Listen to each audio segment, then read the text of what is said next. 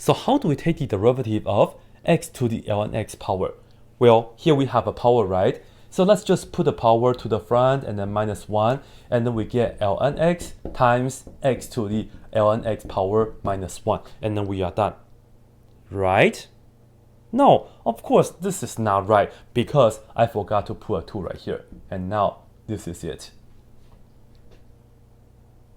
Seriously, it's true. Alright, of course, this is not a legitimate way to look at it, but it's just a very nice, kind of like not almost like a coincidence, but whatever. Let me show you guys how to really take the derivative of this.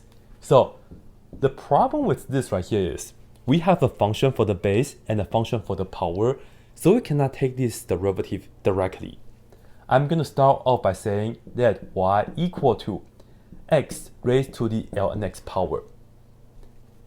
And then I will take ln both sides, because this way we can put the power to the front, and this is legit because this is a log property.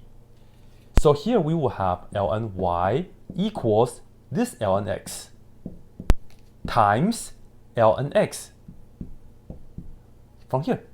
So we have two of them. So in fact, we are looking at ln y equals 2 of this, ready as ln x squared. Now, check this out. Can we put a 2 to the front? No, you have to be careful. Earlier, we can put the exponent to the front because this portion is inside of the natural log. But this right here, the exponent is outside of the natural log, so we cannot bring the power to the front. If you are encountering ln of x squared, then you can put the power to the front. That's okay, but not this right here, because this means ln x times x, right? So this and that, they are very different. So now we can just go ahead and take the derivative by using implicit differentiation, because the y is no longer isolated. On the left hand side, we get 1 over y, and the derivative of y is dy dx. This is because of the chain rule, and y is a function of x. Now on the right hand side, you can look at this as a box to the second power. For the derivative, we can legitimately use the power rule because the 2 is just a number. So put a 2 to the front and then minus 1. So we will have 2 times the box, which already is ln x, and then raised to the first power.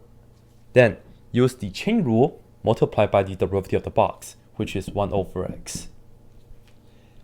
Now, we can isolate dy dx by multiplying y to both sides, so that this and that cancel, and then we get dy dx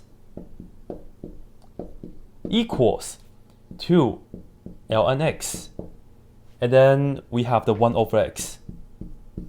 But the y is what? Y is the same as x to the ln x power, so let's write that down. Now have a look.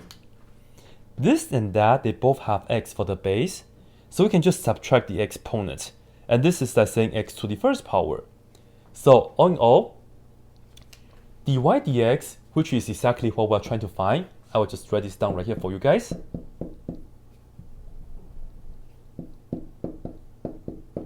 We will legitimately get 2 ln x, and then this whole thing I will write it as x to the ln x power minus 1.